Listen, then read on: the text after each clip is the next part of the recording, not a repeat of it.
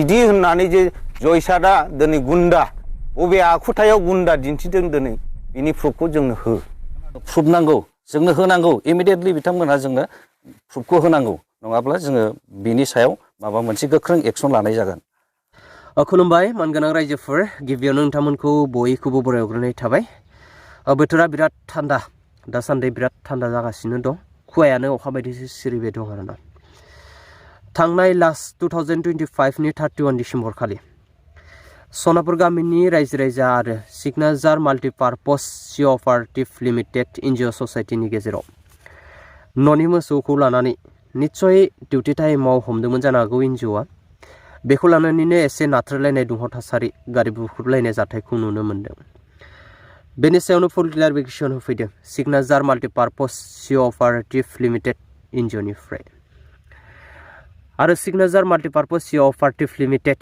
एनजिअनि गाहाय नेहाथारि जयसाद नार्जारिखौ गाज्रि मुं सानायनि सायाव प्रुफ बिदों सनापुर गामिनि रायजो राजानियाव नङाब्ला आयेन बायदियै राहा लागोनखौ रोखायै बुंदों 31 तारिख 12 मार्च 2025 दिनाव मोनसे जाथाय जानानै थाङो सरलपारा सुपारमार्केट खाथियाव बाहाय इनचार्ज हिसाबै आंनो दंहैयोमोन दा बाहाय माखासे गामिनि मानसिफ्रा जोंखौ एसे इलिगेलै जोंनि सेंग्राफोरखौ आंजों लोगोसे आंनि सेंग्राफोरखौ माखासे आखाइ दैखोनाय जादों आरो गारि मटर बुख्रुबनाय जादों दा बेफोरनि सायाव आं फंनैसो आंनो दंहैखायो हिसाबै आं फोरमायनानै होलांनो सानबाय दा मेन घटनाया ओरैबायदि जादोंमोन भाई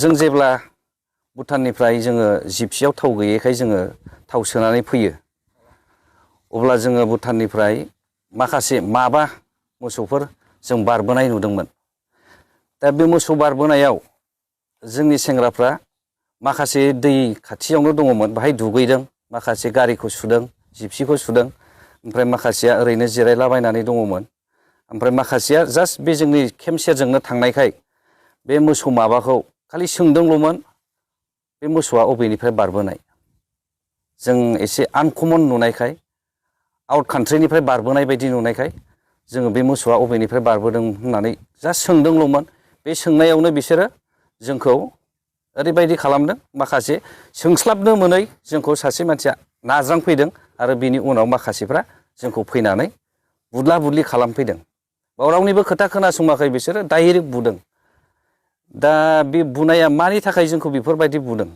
जोंहा माखासे रुल दङ आउट कान्ट्रिनिफ्राय बुस्थु माखासे बारबोयोब्ला जोंहा बेफोरखौ सोंनो मोन्थाय जोंहा सारमोनहा माखासे गोजौ लेभेलनिफ्राय अर्डार होनाय हिसाबै जों बिसोरखौ सोंदोंल'मोन जास्ट बेसे सोंनायावनो बिसोरो जोंखौ बेफोरबायदि बुदों न' बां बुख्रुबदों बिसोरो चेयार टेबोल गासिबो बुख्रुबजोबदों सलार टलार गासिबो बुख्रुबजोबदों आरो मानसिखौबो बिसोरो बुदों खिन्थु बेफोरबायदि बुलायनो गोनांथि गैयामोन बिसोरो जास्ट जों सोंदोंल'मोन सोंनायखौ बिसोरो एन्सार होब्लानो जायोमोन दा बिसोरो मानि थाखाय बेफोरबायदि बुदों दा बिसोरो ओरैबायदि मोनसे जों थाहैनायखौ ओरैबायदि मोनसे उसुबिदा साननानै लादों बै जायगायाव जों जेब्ला थाहैजेननायनि अखानायैनो बिसोरो जोंखौ बे जायगानिफ्राय होखारदों नोंसोरो बे जायगायाव थानो मोना होननानै दा जोंहा डिपार्टमेन्टनि न' दङमोन डिपार्टमेन्टनि न'आ माखासे कन्डिसनाव थाजाथ'नाय जायाखैमोन दा थाजाथ'नाय जायैखाय जों सासे बेक्तिनि न'आव जों थाहैदोंमोन दा सारमोनहा माखासे जोंखौ थानो थिननायाव जों बाहाय थाहैदोंमोन दा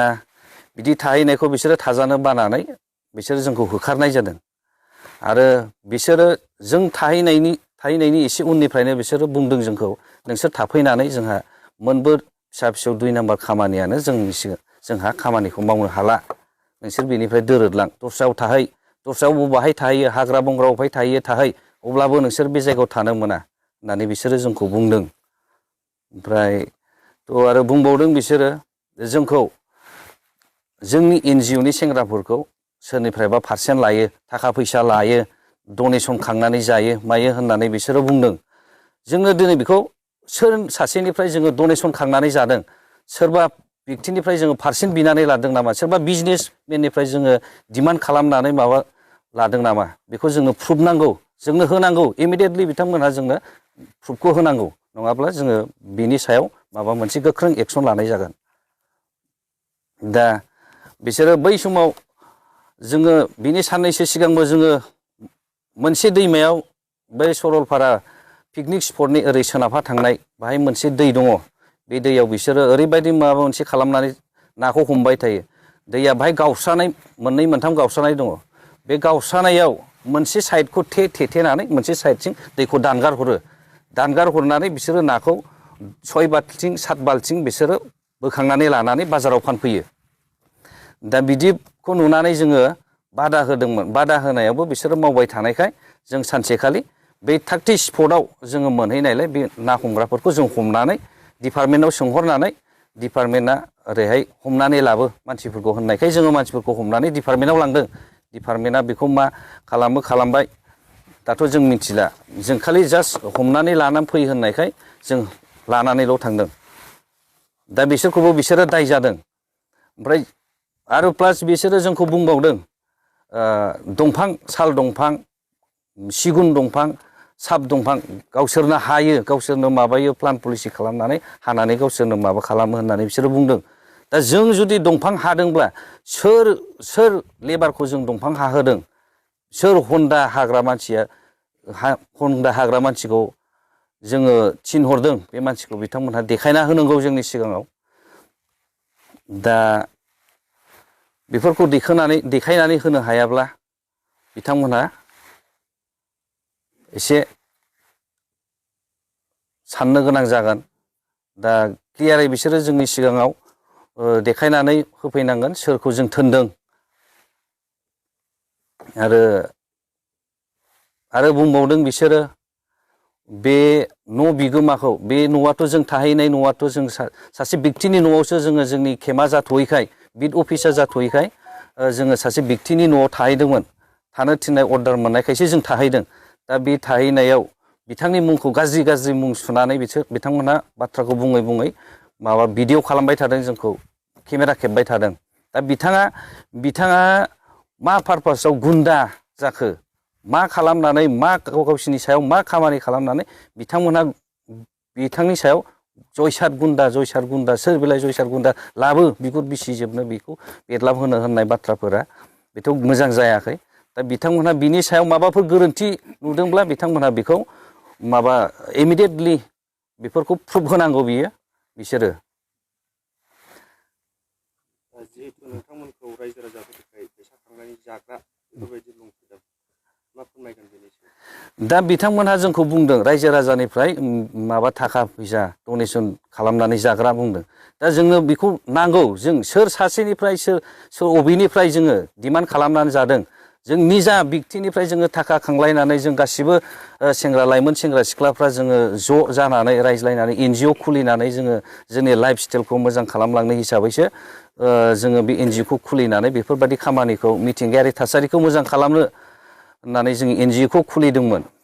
दा बिथांमोनहा जोंखौ सोर सासेनिफ्राय सोर बिजनेसमेननिफ्राय सोर माबानिफ्राय जोंखौ थाखा फैसा खांनानै जादों, सोरनाव डिमान्ड खालामनानै जादों, बेखौ जोंनो इमिडियेटलि जोंनो प्रुफ होनांगोन सोर सासेनिफ्राय जोङो थाखा फैसा डिमान्ड खालामनानै जानाय। दा बिथांमोनहा बेखौ रोखा दिन्थिनानै होनो हायाब्ला बेखौबो जोङो सरखारनिफ्राय माबा मोनसे राहा लानानै बिथांमोनखौ माबानाय जागोन, एक्सन लानाय जागोन, इमिडियेटलि एक्सन लानाय जागोन। जिहेतु 31 डिसेम्बर बै दिनखालि नोंथांमोनहा मोनसे स्पटआवनो बेबायदि नारा नाथा जादोंमोन। बे स्पटआ मोनसे नेसनेल पार्कनि बायह्रायाव ना नेसनेल पार्कनि सिङाव जादोंमोन? जे दिनाव माबा बे जाथाया जादोंमोन, बे जाथाय जानाय दिनावथ' बेथ' वाइल्ड लाइफनि आन्डारावनो जानाय बेथ' आउटआव जाहैनाय नङा। बे सरलपारा बाजार खाथियावनो बियो सुपार मार्केटनि खाथियावनो जानाय। बेथ' अलरेडि माबायाव गोलैखाजोबनाय नेसनेल पार्कआव गोलैनाय जायगा बियो। दा दस्रायाव जायाखै आरो बियो। बिथांमोनहा बै दिनाव जाबायदि इनाय अनागारै जोंखौ जेजों मोनो बेजोंनो लावथिजों आखाइजों बुदों आरो गारि मथर बुफायदों आरो न' बां बुख्रुबदों दरजा खोरखि जोखालाजोबदों, सियार टेबोल बुख्रुबजोबदों। दा बेफोरो इनाय जादों। माने जास्ट सोंनो थांनायावनो बेफोर सोंस्लाबनो हायै बिदि खालामनाया बिसिना गाज्रि जादों। दा बेफोरनि सायाव बिथांमोनहा साननैनि गेजेराव दिनै 2 तारिख ना 2 तारिख 3 तारिख 5 तारिखनि गेजेराव बिथांमोनहा दरथाम गामिनिबो बाहाय दंजोबो। दरथाम 1 नं 2 नं 3 नं सनापुर 1 नं 2 नं 3 नं सनापुर गामिनि रायजो राजाफ्रा फैनानै जोंजों मोजां रोखोम गोरोबफैनानै सावरायफैनांगौ, मिला मिसा खालामफैनांगौ। नङाब्ला आरो जा माबा खहा जादों, जोंनि बुस्थुफ्रा जा खहा जादों, बिथांमोनहा बे खहा जानाय बुस्थुफोरखौ सुफुंनानै होफिननांगौ। आरो बिथांमोनहा जुदि बेफोरखौ गावसोरनि गोसोखौनो गोग्गानानै थानानै जुदि जोंनि बुंनायफोरखौ खोनासङाब्ला आरो मावफुंनानै होफिननो गोसो गैयाब्ला दा बिथांमोननि सायाव जोंहा गोख्रों एक्सन लानाय जागोन। आयेननि हेफाजाबै जोङो एक्सन लानाय जागोन। गोजोन्थों।